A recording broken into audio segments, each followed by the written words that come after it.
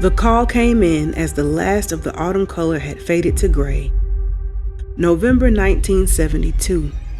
A hunter straying from his usual path in the Bernardston woods found more than he bargained for. Not game, but a grim harvest. A sickly sweet odor, faint but unmistakable, led him to a path of earth that looked wrong.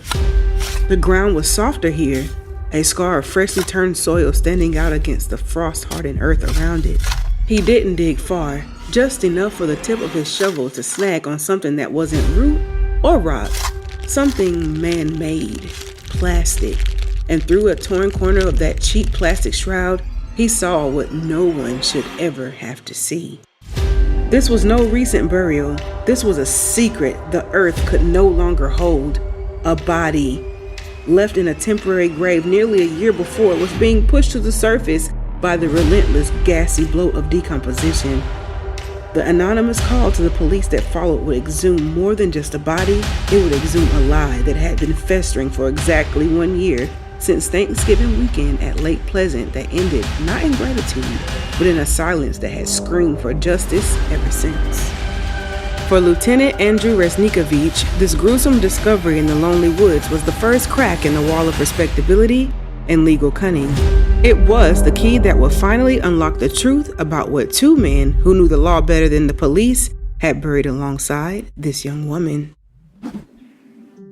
Welcome to Behind the Yellow Tape. I'm Mimi, and here we share some of the most spine-chilling, gut-stirring, mysterious crime stories that will keep you on the edge of your seat. So if mystery and crime is your cup of tea, then you'll definitely get your fill here. We upload every Wednesday at 6 o'clock p.m. Eastern Standard Time. If you love a midweek dose of suspense, whether from your favorite seat, the car, before bed, or during your favorite activity, then leave a like to help build the algorithm. Also, don't forget to subscribe and hit the notification bell so you don't miss an upload. Now, let's take a step behind the yellow tape.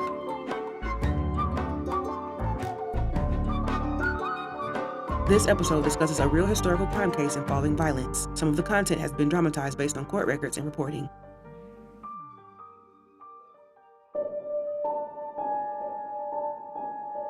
To understand the depth of this tragedy, we need to take a step back from those grim woods of 1972 and into the vibrant, hopeful autumn of 1971. Picture it, Thanksgiving weekend. For most, it's a time of family, of crowded tables, and shared gratitude. But for some, it's a last chance for freedom before the long New England winter locks everything in ice. The Lake Pleasant campground was a tapestry of these escapees. The air was sharp, carrying the sacred scents of the season: pine resin, wood smoke, and the damp, rich perfume of fallen leaves. And in this setting, we found our four central characters, their lives on a trajectory towards a collision that would shatter every notion of safety and trust. First, the men. Roy Goyette and Andy Kavanagh weren't just friends, they were legal partners, a formidable duo from Springfield. Goyette was in his element here, the charismatic frontman, a booming laugh that could fill a courtroom or a campsite.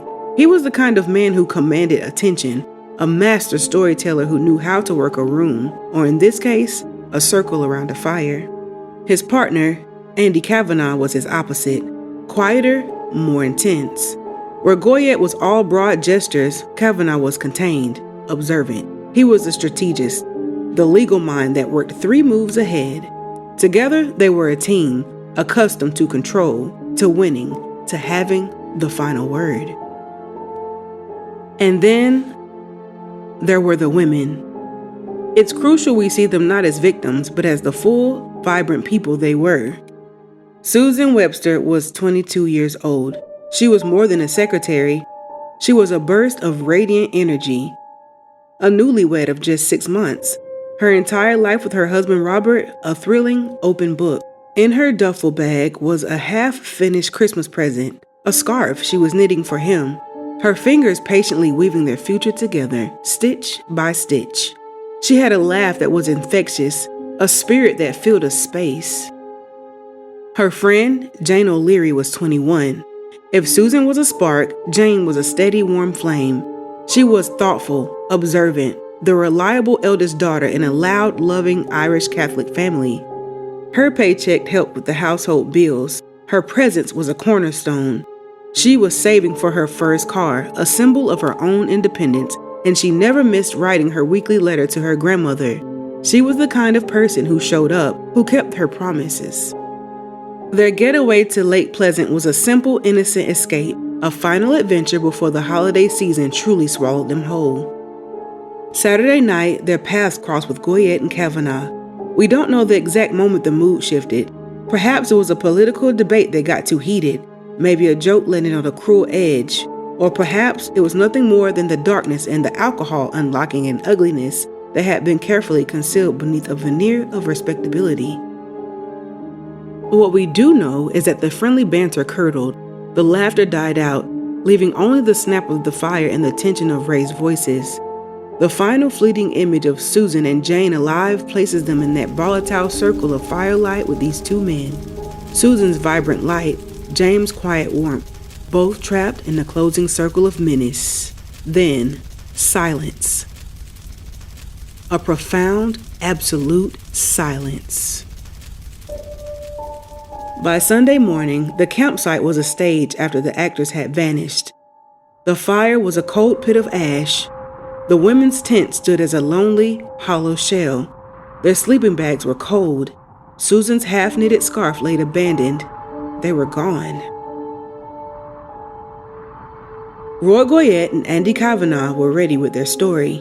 It was a model of simple, cynical plausibility. The women, they explained with calm practiced ease, had grown bored. They'd left late Saturday to go meet, and I quote, some guys from New Hampshire. They'd simply moved on. It was a story designed by legal minds. It explained an absence without providing any variable details. Some guys from New Hampshire were phantoms, untraceable. There was nobody, no blood, no screaming, just a quiet, unsettling absence. Faced with the polished credibility of two attorneys, the police had nothing to hold them on. The investigation, like the Thanksgiving leftovers, was going cold. The case was freezing over, destined to be another small, sad line in the ledger of missing persons, a holiday mystery swallowed by the indifferent New England cold. But one man refused to let the ice form. One man listened to that smooth, simple story and heard the complex, terrible lie within it. For Lieutenant Andrew Reznikovich, the Lake Pleasant case was no longer just a file on his desk. It was an obsession, a splinter in his mind. While the world moved on, he sat in the stagnant, cigarette smoke-filled air of his office, staring at the two names, Goyette and Kavanaugh. Their story was too perfect. It was a fortress, and he was a man with no ladder, no battering ram. His initial investigation was a masterclass in frustration. He re-interviewed the lawyers separately. Their stories didn't just match, they were synchronized down to the most insignificant detail, a level of consistency that felt rehearsed, unnatural. He had their car, a symbol of their success, impounded, taken to the state police garage. A team of forensic experts went over every square inch. They vacuumed, they dusted, they used ultraviolet light. The result? Nothing. Not a single strand of hair, not a flake of skin, not a pinprick of blood that didn't belong to the lawyers themselves. It was as if the vehicle had been professionally detailed, sanitized of its horror. He dispatched officers to track down the mythical guys from New Hampshire. It was a ghost hunt.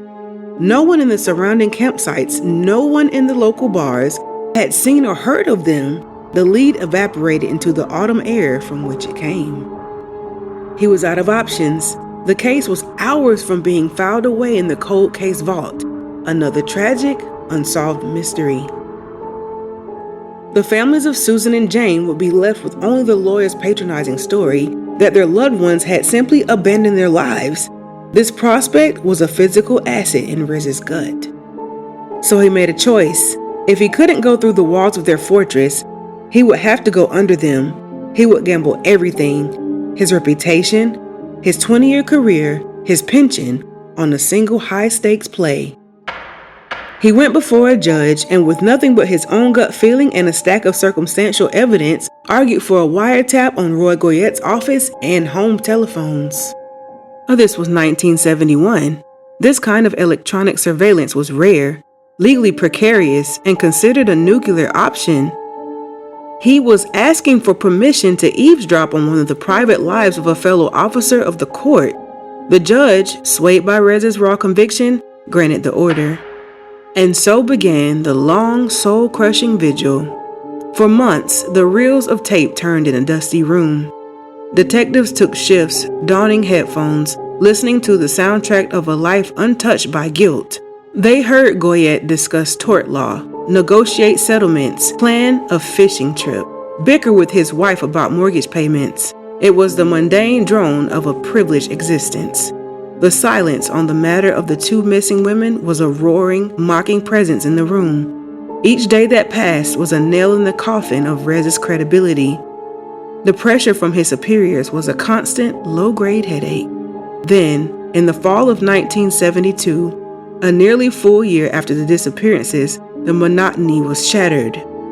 According to a panicked phone call, on the tape you can hear Roy Goyette's voice, stripped of its lawyerly confidence, drop into a strained, hushed tone. He tells the man on the other end, a known associate named Al Perna, not to use names. When Al asks what's wrong, the fear in Goyette's voice becomes palpable. He speaks of a package. He says, "It's coming up." The ground itself is heaving, and that they need to move it tonight. The line goes dead. In the surveillance room, there's a heartbeat of stunned silence. Then, a detective's voice, sharp with realization, cuts through the quiet. He's talking about a body. My God, he's talking about a body. And he was. That package was Susan Webster. The shallow temporary grave they had chosen for her had become their undoing. The natural, gruesome process of decomposition had filled her body with gases, causing it to bloat and literally begin to push its way through the soil. The very earth they had trusted to hide their secret was now betraying them, forcing the evidence of their crime up from the darkness. What followed was one of the most macabre surveillance observations in Massachusetts history. That night, under a moonless sky, the police huddled in the dense Bernardston woods, their face smeared with dirt, their bodies frozen. Through binoculars and night scopes, they watched a scene from a nightmare. There was Roy Goyette, a sophisticated lawyer, his shirt soaked with sweat, his hands blistered, digging. The beam of his flashlight danced erratically across the trees. They watched him unearth the plastic-wrapped form. They saw him struggle with its weight, grunts of effort carrying through the still night. They observed him drag it to a new, deeper grave he had prepared and shoveled the dirt back on top, committing a second gruesome burial. They did not stop him. They needed him to complete the act. They needed the body to be in the new location, a location only the killer would know. They needed this entire ghastly ballet on record. Only when he was done, when he stood panting over the freshly turned earth, did the shadows around him come to life.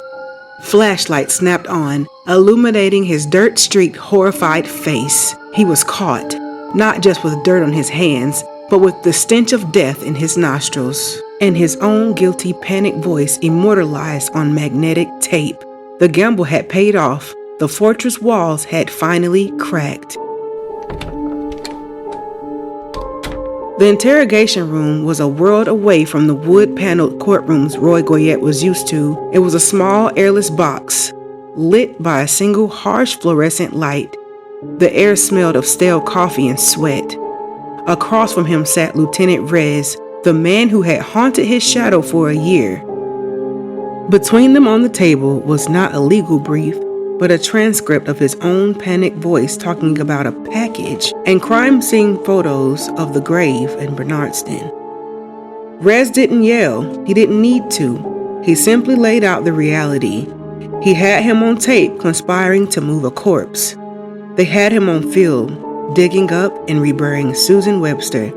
It was a capital murder. The Commonwealth was preparing to seek the death penalty. And then, Rez offered the only way out. A deal. Full immunity from prosecution in exchange for his full, complete, and sworn testimony against Andy Kavanagh. He would walk free, but he would have to give them the truth, the whole, unvarnished, bloody truth. The polished lawyer, the master of persuasion, finally broke. The facade crumbled into dust, and in a quiet, monotone voice, Roy Goyette began to talk. He gave them a guided tour through hell, recreating the nightmare of November 27th, 1971. In a hollow, drained voice, Goyette laid out the sequence of the horror. It began with an argument by the campfire, politics, the war, the kind of debate that, fueled by whiskey, curdled from lively to toxic. And Kavanaugh, the quiet strategist, felt his authority challenged by Susan Webster's spirited and unyielding intelligence. And he didn't like it. Then Goyette said he just snapped. In a flash, Kavanaugh was on her, his hands locked around her throat. Goyette described the frantic struggle, the kicking, the scratching, until a final gurgling sound was swallowed by the night. Then nothing. Just the indifferent crackle of the fire. In the deafening silence that followed the murder, the two lawyers, men trained to assess risk, performed a cold, swift calculation. Their eyes met across the fire. The calculation was Jane O'Leary. She was frozen, having seen it all, a witness. They were lawyers. They knew exactly what that meant. No words were exchanged. It was simply understood. Goyette confessed that as Jane sat paralyzed by shock, he walked over to her. He placed his own hand, the same hands that had signed legal documents and shaken hands with jurors, around Jane O'Leary's throat. And he squeezed. He squeezed until her struggling ceased. And the last witness to their crime was forever silenced. But for these men, the double murder was merely the opening statement. The cover-up was their closing argument, and they executed it with chilling, methodical precision. They staged the campsite, packing the women's belongings to look like a sudden departure. They meticulously crafted and rehearsed their alibi about some guys from New Hampshire. Then, under the cover of darkness, they loaded the bodies into the trunk of their car and drove back to Springfield, returning to civilization not as killers, but as successful attorneys. But Goyette's confession then took a turn into the truly gothic. He revealed that they couldn't just dispose of the bodies immediately. It was the weekend. They needed time to plan. So they took them to the one place that they felt was safe, a place that embodied their respectable lives. They took the bodies of Susan Webster and Jane O'Leary to their law office. The law office of Goyette and Kavanaugh, a place of respectability, of field emotions, of filed motions and client consultations. For 3 days, the bodies of Susan Webster and Jane O'Leary were stored inside a janitorial closet. While the phone rang with clients, while the secretaries typed in the next room, the two murdered women were hidden away mere feet from the business of law. The sheer chilling normalcy of it was its own kind of evil. Days later, under the veil of the night, they enacted the final phase. They drove Susan Webster's body to the remote woods of Bernardston and buried her in what they thought was a temporary grave, the same grave Goyette would be forced to exhume nearly a year later. For Jane O'Leary, they had a different, more permanent solution. They weighted her body down with cinder blocks, drove to a secluded spot along the Connecticut River, and consigned her to the dark, cold, relentless current. She was never seen again. The river kept her, the final silent victim of a pact made between the two men who believed the law was theirs to manipulate. With Goyette's confession, the story was complete. The puzzle was solved, but the cost of that truth would leave a permanent stain on the concept of justice. In the end, there was no dramatic Perry Mason-style confession in the courtroom. The truth had already been secured in that sterile interrogation room, bought and paid for by the currency of immunity. The trial of Andy Kavanaugh was not a search for the truth, but a presentation of a settled fact. And at the center of it all sat Roy Goyette, the state's star witness. Picture the scene. There at the defendant's table sat Andy Kavanaugh, the brooding strategist now facing the machinery of the state he thought he could outsmart. And across the room, taking the oath, was his former partner, his friend, the man who he had shared a practice, a campsite, and a terrible secret. Roy Goyette, cleansed of grave dirt, dressed in a suit, his voice steady and clear, recounted the story he had told Lieutenant Rez.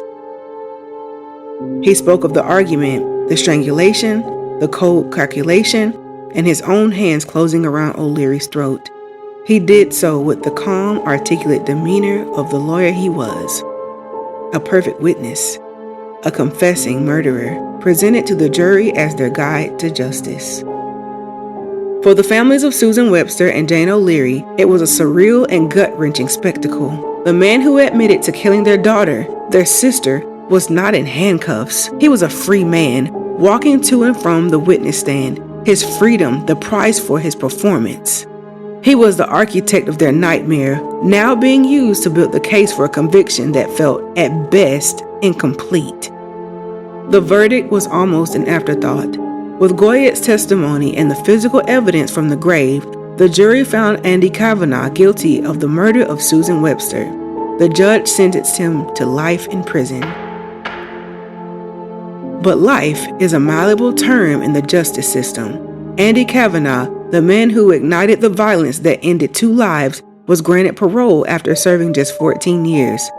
14 years for a life taken, for a family shattered.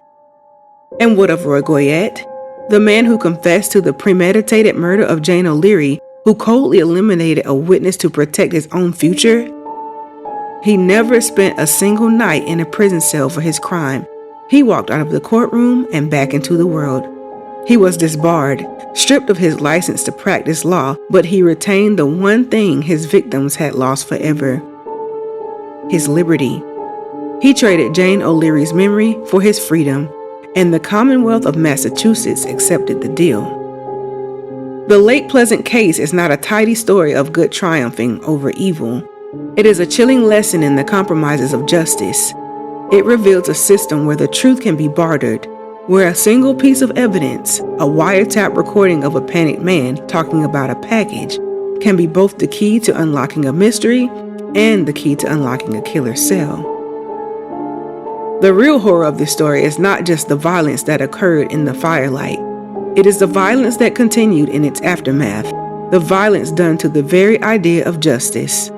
The monsters in this story were not lurking in the shadows. They were well-dressed, articulate men who sat across a campfire, who knew how to build a perfect, terrible lie. And in the end, one of them also knew how to broker a perfect, terrible deal. The Connecticut River keeps Jane O'Leary's secrets, and the earth in Bernardston has long since healed over Susan Webster's second grave. But the hollow echo of this verdict remains. A lasting reminder that sometimes, when the truth is finally dragged into the light, the shadows it casts can be just as dark. This case forces us to ask a difficult question. Is a partial justice better than no justice at all? Weigh in below. If you have a case that you believe deserves this kind of in-depth investigation, tell us in the comments. And also, don't forget to like and subscribe so you don't miss another mystery. Until then, I'm Mimi, and this has been Behind the Yellow Tape.